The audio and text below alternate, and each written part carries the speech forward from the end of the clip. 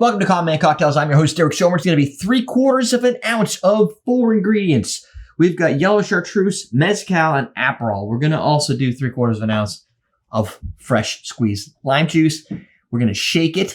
We're going to strain it into this chilling coupe, and we're going to be done. Well, we're going to taste it. So, things to know. Why are we shaking it?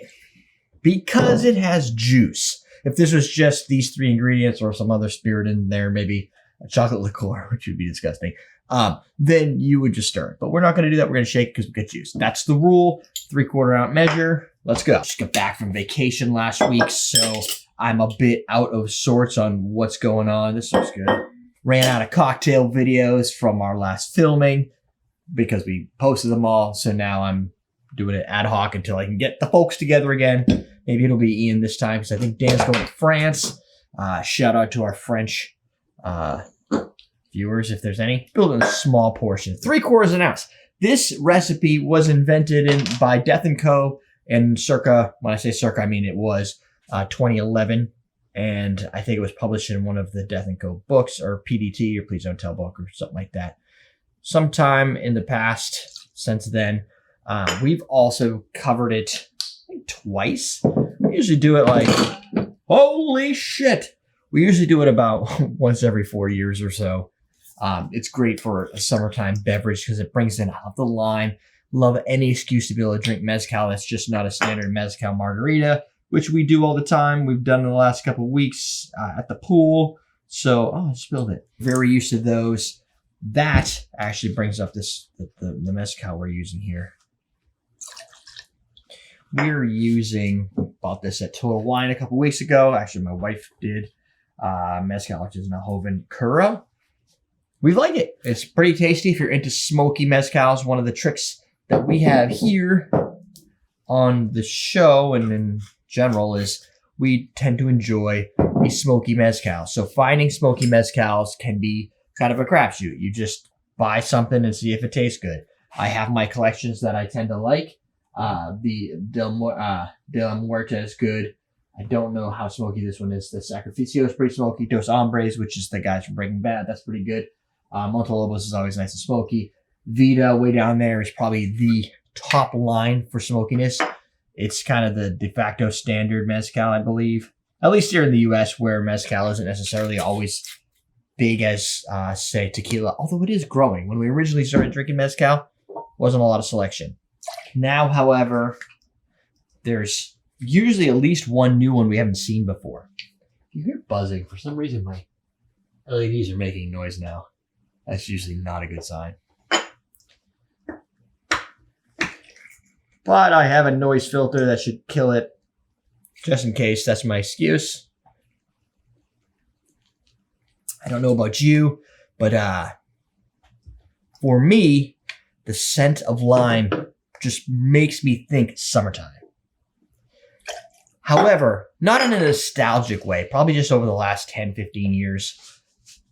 Prior to that, from a nostalgic point of view, summertime to me is usually cicadas screaming out in the trees during the day. Question of the day, what reminds you of summer? And if you're in Australia, I understand it's not summer there, but you've got one every year, so you could also leave your response. What is the either nostalgic or the thing that reminds you of summertime? We got our 3/4, and our 3/4, and our 3/4. Add some ice.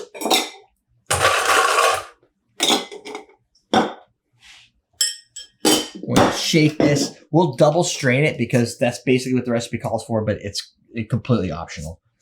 If you're looking for why, how, you can get double strainers, not specifically this one. But if you head over to osrace.com, you can get our conical double strainer there. A lot of people include that in their bartender starter kit, which will have a link below. So we're going to double strain it just to get the chunks of ice out of it. Totally optional. If you're at the pool, if I was to build this specific cocktail, which I might do, even though Yellow Chartreuse can be quite pricey, I think everybody that we know would be fans of this drink. I would just put it in red Solo cup with ice and call it good. We're going to make it the traditional fancy way, which is we're going to double strain out the little ice chunks. We're going to put it in a coupe glass. Totally optional. Red Solo cup works great. Shake it up. Dump out the ice. Keep the glass nice and chill. If you're using a red Solo cup with ice, all that wouldn't need to be done, so you'd be good to go already. Where the hell's my strainer? Oh! There she is. Put that there. Get this. Double strain that guy. Should make about a 3-ounce cocktail. Plus your dilution, 20% additional. So this glass is probably overkill, but I didn't want to use one of the small ones because I just didn't. This, my friends, is the Naked and Famous. Let's give it a try. Oh, forgot. I've made this a couple years. I was referencing this. I was actually asking, God damn, why is this such a mess?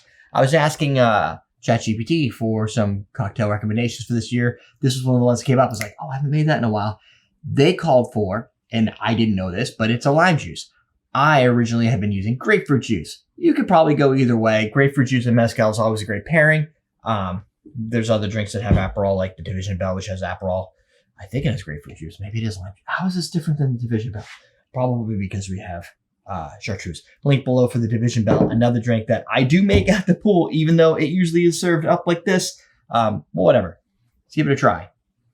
Because I have never had this with lime juice, but I'm sure it's going to be just fine. Sour, smoky, bitter. It's kind of perfect. If you're not into the boozy, bitter drinks, though, this is going to be a hard pass for you. If you don't like mezcal, obviously that's a hard pass. The sweetening agent within here is Chartreuse.